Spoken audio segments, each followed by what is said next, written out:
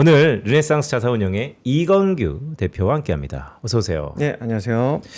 저는 대표님을 유튜브에서 많이 봤는데 이렇게 실물은 처음 뵙는 것 같습니다. 네, 반갑습니다. 네. 네, 오늘 대표님과 함께 어떤 업종과 전략으로 대응해야 될지 자세히 네. 짚어보려고 하는데요. 네, 최근에 중동 전쟁 이슈로 좀 네. 어려운 시간을 보내긴 했는데 그래도 시장이 회복하는 모습을 보여주고 있어요. 네, 예. 시장을 오래 보셨잖아요. 네.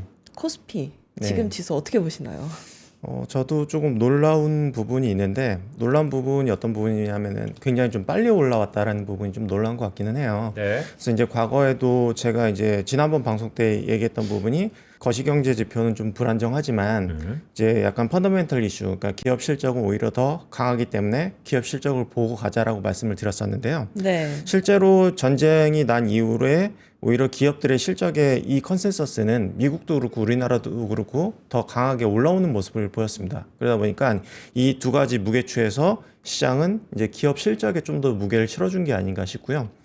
그리고 또 한 가지는 시장이 조금 경험이 많이 쌓이다 보니까 이 악재도 빨리 반영하고 호재도 빨리 반영하게 되는 것 같아요. 그래서 이 타이밍을 되게 맞추기 어렵다. 뭐 이런 생각은 좀 드는 것 같아요. 그래서 시장은 생각보다 더 빠르게 움직인다라는 부분을 다시 한번 확인하게 된 계기가 아닌가라는 생각이 드는 것 같습니다. 그러면 골드만삭스의 8,000선, 네. JP모건의 8,500선 네. 이게 진짜 현실 실현 가능성이 있다고 보시나요? 근데 저는 이제 하반기를 좀 봐야 된다고 생각을 해요. 지금은 이제 올해 하반기도 반도체에 대한 전망이 좀 엇갈리고 있는 부분이 있거든요. 그래서 이제 긍정적으로 보는 분들은 하반기에도 디램 가격이 상승을 한다. 혹은 부정적으로 보는 분은 반도체 가격이 플랫하거나 하락할 수 있기 때문에 하반기 때 좀 겨울을 준비해야 된다라고 얘기하는 분도 계시긴 하거든요. 네. 근데 이제 더 넓게 봤을 때는 내년 이익은 어떻게 될 것이냐에 따라서 올해 하반기 전망도 바뀐다라고 생각해요. 그래서 올해 하반기조차도 지금 논란이 있는 상황이라고 하면은 내년은 더 논란이 있다라고 보면 될 것 같은데요. 근데 저는 시장을 굉장히 좀 긍정적으로 보고 있는 입장입니다. 네. 왜냐하면은 하반기에도 추가적인 디램 가격 인상이 있을 수 있다. 그리고 내년에도 증이익이 나타날 거다라고 저는 믿고 있는 상황이기 때문에 어떤 골드만삭스의 뭐 8천 뭐 이런 전망은 저는 실현 가능성이 꽤 있다라고 보고 있어요. 왜냐면은 지금 시장 PR 기준으로 봤을 때 지금 한 8배 정도 수준으로 우리나라 코스피 시장이 이렇게 보이거든요. 근데 네. 이제 과거에 보면은 8배에서 12배 정도 사이에 왔다 갔다 했어요. 그래서 지금 8배라는 거는 저는 밸류에이션 하단에 있다. 그렇기 때문에 지금 높아진 주가에도 불구하고 밸류에이션 하단이고 이게 상단까지 올라갔을 때는 저는 9천까지도 바라볼 수 있을 정도로 9,000이요? 네, 굉장히 저는 뭐 긍정적인 시각으로 여전히 유지하고 있다라고 말씀드릴 수 있겠습니다. 그 밸류에이션이 리레이팅 되는데 가장 큰 요소가 어떤 게 있을까요?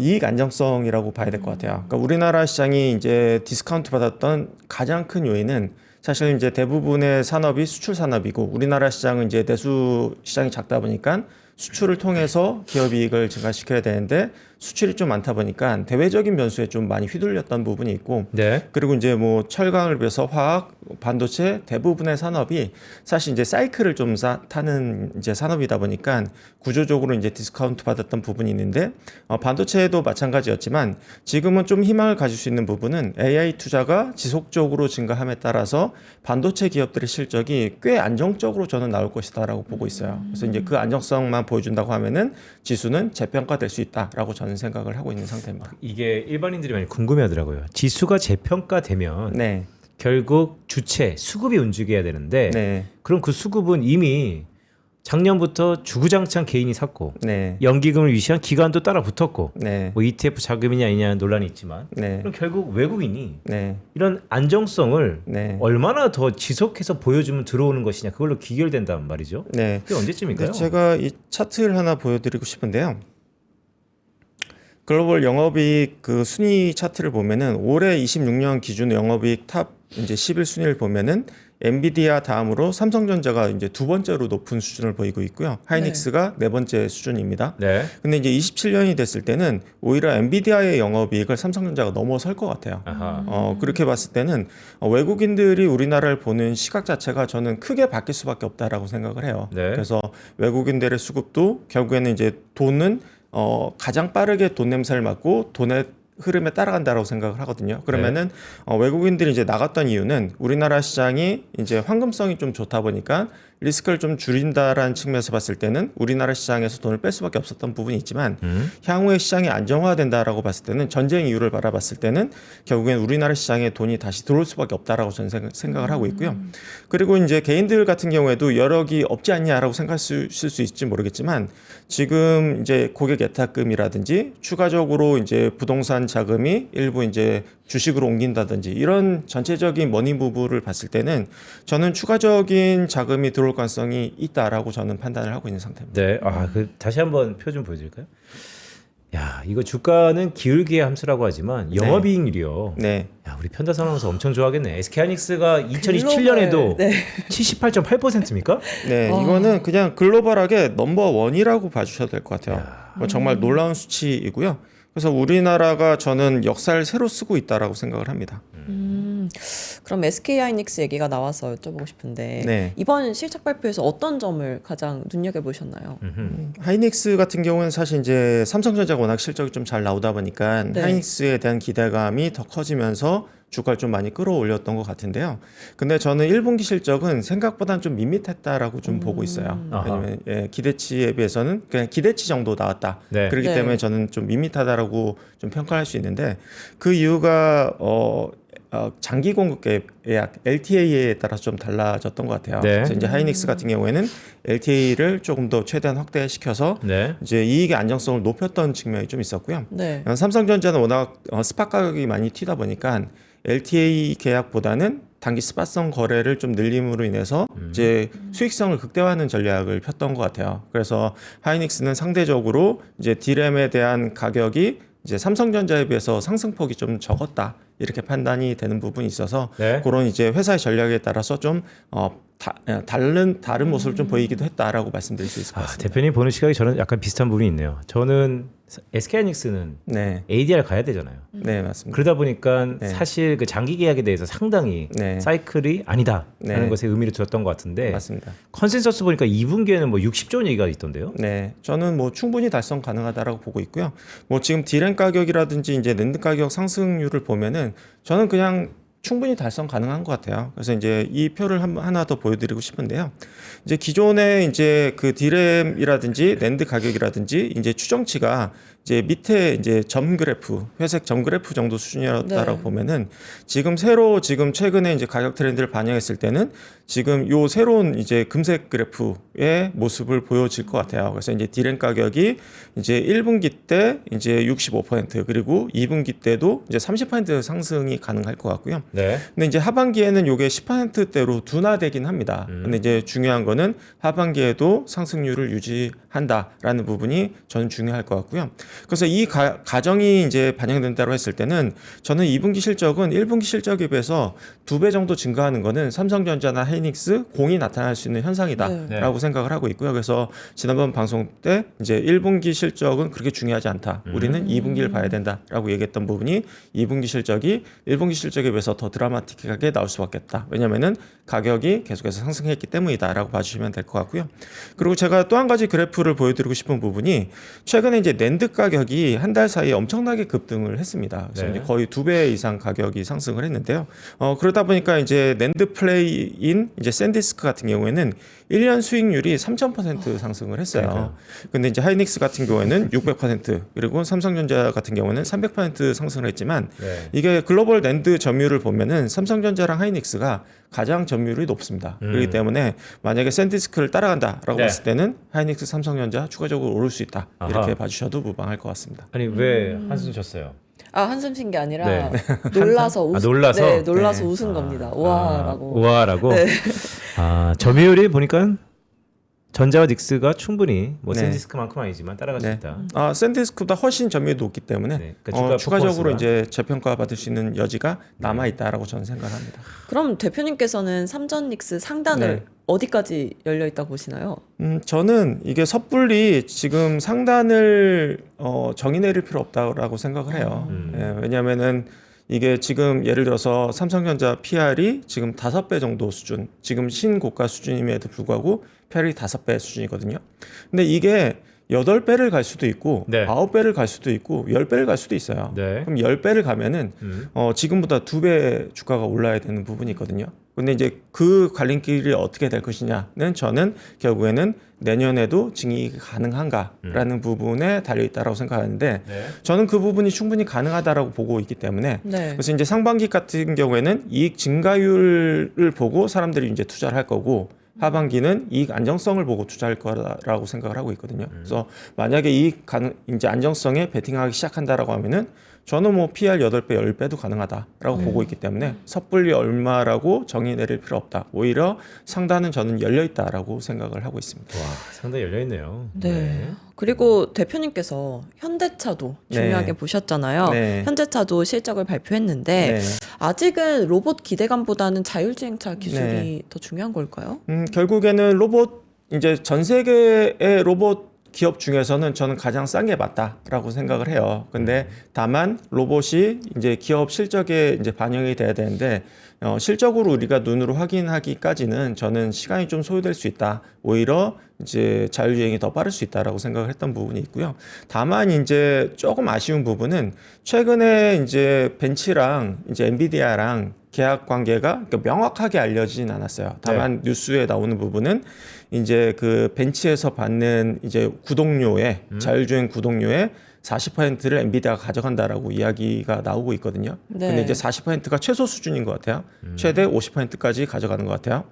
그러면 만약에 현대차가 엔비디아랑 이제 협업을 해서 알파마요가 이제 자율주행이 돌아가기 시작한다라고 봤을 때 저는 거기서 이제 구독료에 대한 기대감이 좀 있었거든요. 그래서 이 회사가 하드웨어 회사가 아니라 소프트웨어, 그래서 이제 소프트웨어를 팔면서 구독료를 받을 수 있다라는 부분이 저는 재평가 요소로 봤는데 그 구독료의 상당 부분을 엔비디아한테 뺏기게 될 것 같아요. 네. 그런 부분 감안했을 때는 기대치를 조금 낮춰봐야 되지 않나라는 생각이 들어서 이제 과거에 기대했던 것보다는 기대치를 좀 낮춰야 되지 않나 정도의 생각은 드는 것 같습니다. 그거는 되게 미묘한 변화 같은데 네, 결국 구독료의 퍼센테이지보다도 네. 소프트웨어 기업으로서의 포지셔닝이 네. 어렵다. 아니죠. 그러니까 소프트웨어 포지션이 늘어나기 때문에 네. 재평가 요소가 맞는데 다만 이제 그 재평가를 충분히 시켜주기에는 그 많은 부분이 비용으로 나갈 거이기 때문에 기대치는 좀 낮춰줘야 될 것 같다 정도의 생각이 드는 것 같습니다. 그래서 네. 재평가는 맞지만 이 재평가에 대한 기대감이 만약에 100이었다고 하면은 좀 50 정도로 좀 낮춰야 되는 게 아닌가라는 정도의 생각은 드는 것 같습니다. 네. 네, 그리고 금리랑 환율에 대해서도 질문을 드리고 싶은데 네. 하반기에 금리 인상 가능성 얘기가 나오고 있잖아요. 네. 그리고 케빈 허씨도 네. 나는 꼭두각시가 아니다라고 네. 단호하게 언급을 했는데 네. 하반기 기준금리 인상 가능성은 어떻게 보세요? 충분히 열려 있다라고 보고 있고요. 다만 이제 인플레이션 그리고 유가가 어떻게 되냐에 따라서 달려 있기 때문에 이 부분을 지금 섣불리 예측할 필요는 없다라고 생각해요. 다만 이제 한 가지 확실해진 부분은 과거에는 이제 하반기 됐을 때 이제 금리 인하를 좀 많이 하지 않을까라고 기대했지만 그 네. 기대감은 없어진 게 맞다라고 보는 게 맞을 것 같고요. 네. 그래서 만약에 노멀한 가정을 하면은 하반기 때 금리를 인상시키기보다는 인상시키기엔 굉장히 좀 부담이 있는 부분이 있기 때문에 네. 오히려 동결 쪽에 가깝고 한 차례 정도 인하 정도가 저는 이제 노멀한 케이스라고 보고 있고요. 네. 만약에 인플레이션이 더 심해졌을 경우에는 인상까지 갈 수도 있지만 그 부분은 지금 섣불리 하반기에 인상할 것입니다라고 얘기하기는 좀 어렵지 않나. 특히나 국내 같은 경우에는 개인들의 이제 소비 여력이라든지 이런 부분이 부족한 부분이 있기 때문에 네. 뭐 섣불리 인상시키기는 어렵지 않을까 정도의 생각은 하고 있습니다. 그러면 주가 측면에서요. 네. 금리가 오르는 것은 항등식처럼 네. 하반기에 주가에서는 하방 요인입니까?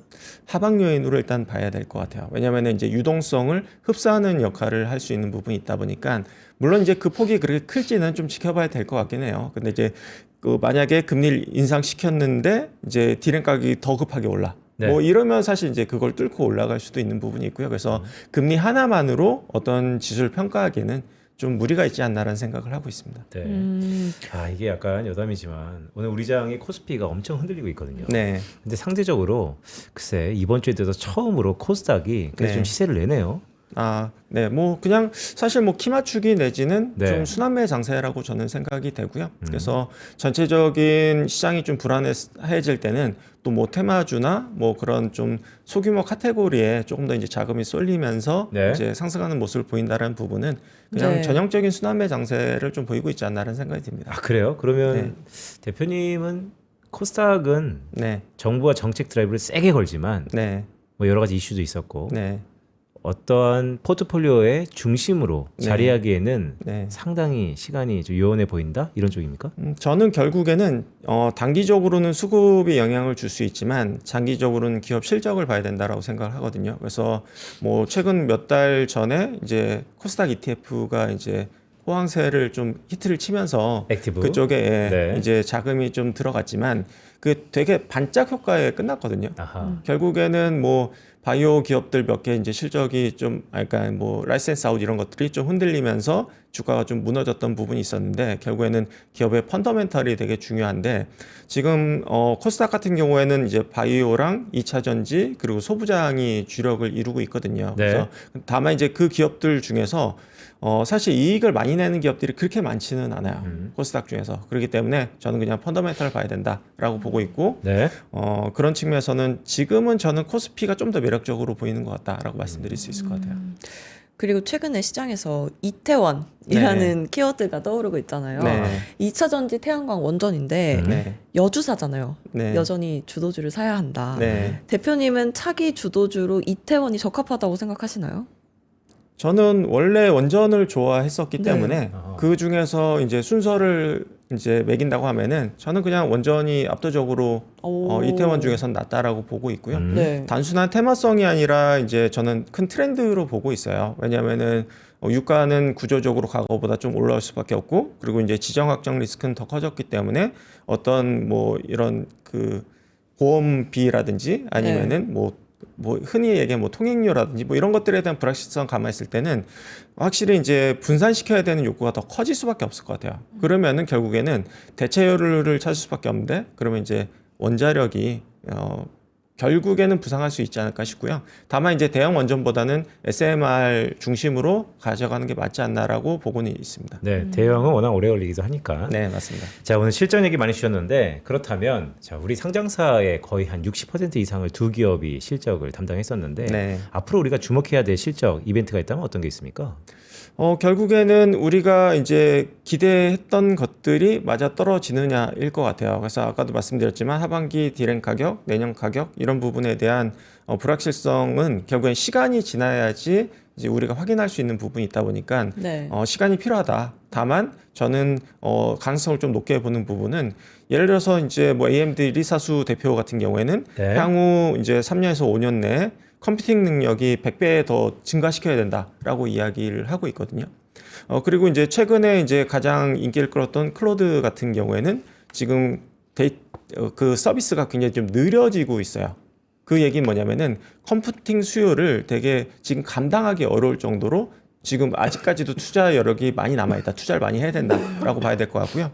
그리고 이제 클로드뿐만 아니라 이제 에이전트 기능이 이제 활성화됐을 때 뭐 이제 제미나이라든지 오픈 AI라든지 이제 챗GPT라든지 뭐 이런 쪽에서도 계속해서 새로운 버전의 서비스를 낼 거이기 때문에 저는 이제 컴퓨팅 능력이 우리가 생각해서 시장에서 기대하는 것보다 전 더 커져야 된다고 생각하는 입장이에요. 그렇기 때문에 저는 충분히 재평가 요소가 있을 수 있다. 다만 그 중간에서 확인할 수 있는 부분은 이제 그 하이퍼스케일러 업체들, 빅테크 기업들의 캐펙스 규모라든지 아니면은 디램 낸드 가격이라든지 이런 부분들을 모니터링하면서 가야 되겠다라고 말씀드릴 수 있겠습니다. 컴퓨팅. 네. 네, 오늘 르네상스 자산운용의 이건규 대표님과 함께했습니다. 고맙습니다. 네, 감사합니다. 고맙습니다.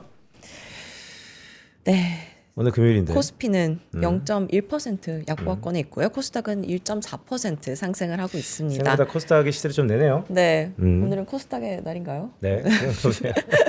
네, 저희는 주말 보내고요. 월요일에 다시 찾아뵙겠습니다. 고맙습니다. 고맙습니다.